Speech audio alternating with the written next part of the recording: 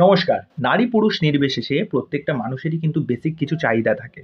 দেখবেন একটা মেয়ের বিয়ে হয়ে যাওয়ার পর কিন্তু তার জীবন কিন্তু আমূল পরিবর্তন হয়ে যায়। সেরকমভাবেই যদি তার জীবনে একটা বিরাট বড় দুর্যোগ নেমে আসে, ধরুন তার স্বামী মারা গেল, তাহলে কিন্তু তার জীবনটা একদম ফিকে হয়ে যায়, বেরঙিন হয়ে যায়। তা এরকমই একটা গল্প নিয়ে নতুন একটা সিনেমা আসতে চলেছে বাংলায়, যেটাকে ডিরেক্ট করছেন রাজশ্রী দে। নাম হচ্ছে 'সাদা রঙের পৃথিবী'। প্রথম কথা হচ্ছে এই টাইটেলটা খুব অ্যাপ্রোপ্রিয়েট লাগলো। যে অ্যাকচুয়ালি তো তাই। মেয়েদের জীবনে যখন তার স্বামীহারা হয়ে যায়, তাদের জীবনটা কিন্তু একরকম আলাদা হয়ে যায়।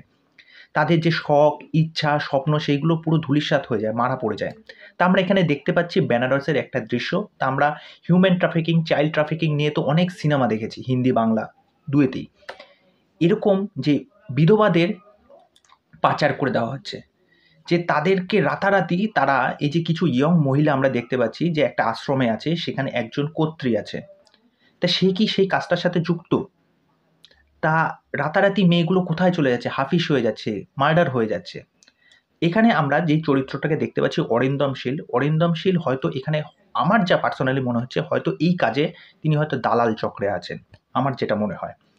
এখানে শ্রাবন্তীকে আমরা দেখতে পাচ্ছি। শ্রাবন্তীর ক্যারেক্টারটা আমার যতদূর মনে হয় তিনি একজন সাংবাদিক, রিপোর্টার। তা তিনি পুরো ব্যাপারটাকে ইনভেস্টিগেট করছেন প্রথম থেকেই যে মেয়েগুলোর সাথে কেন হচ্ছে, কি হচ্ছে। পরবর্তীতে আমরা শ্রাবন্তীর একটা আলাদা ক্যারেক্টার দেখতে পাই। মানে তাকে একদম নেগেটিভ ক্যারেক্টার হিসেবে দেখতে পাই। মানে ওই ব্যাপারটা আমার খুব অদ্ভুত লাগলো। তাহলে কি এখানে শ্রাবন্তীর দুটো ক্যারেক্টার হতে চলেছে?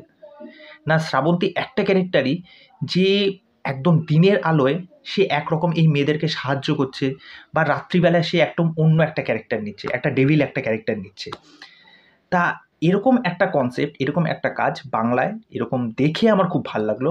আর এখানে প্রচুর স্টার কাস্ট রয়েছে। আমরা শ্রাবন্তীকে দেখতে পাচ্ছি, সৌরসেনীকে দেখতে পাচ্ছি, অরিন্দম শীল রয়েছে, ঋতব্রত রয়েছে, আরও প্রমুখরা অনেকে রয়েছে। প্রথম কথা হচ্ছে যে এই যে লোকেশনটা যেখানে শ্যুট করা হয়েছে পুরো একদম বেনারস জুড়ে। তা বেনারসে এরকম কিন্তু গল্প আছে। আমি নিজে বেনারস গেছি। তা দেখেছি এরকম যে গঙ্গার ঘাটগুলো দেখানো হচ্ছে।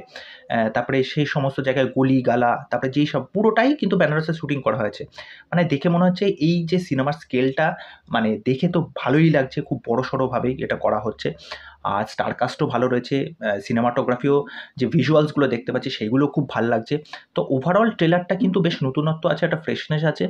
এবার দেখা যাক, এবং এটার মধ্যে তো অবশ্যই থ্রিলার তো রয়েছেই। তা এরকম একটা কনসেপ্টের গল্প আমার স্পেশালি এই ট্রেলারটা দেখে খুব ভাল লাগলো। তোমাদের কি মতামত সেই বিষয়ে সেটা আমাকে অবশ্যই কমেন্ট করে জানিও। তা যতদূর সম্ভব ২৭শে ফেব্রুয়ারি হয়তো সিনেমা হলে আসতে চলেছে সিনেমাটা। আর ডেসক্রিপশনে আমি ট্রেলারের লিঙ্কটা দিয়ে দেবো। তোমরা দেখে আমাকে তোমাদের মতামত জানিও। তা চলো আজকের ভিডিও এখানেই শেষ করছি। পরবর্তী নেক্সট ভিডিওতে আবার দেখা হবে। আর চ্যানেলে এসে আমার চ্যানেলটাকে সাবস্ক্রাইব করে দিও। তাহলে আজকে এখানেই। নমস্কার।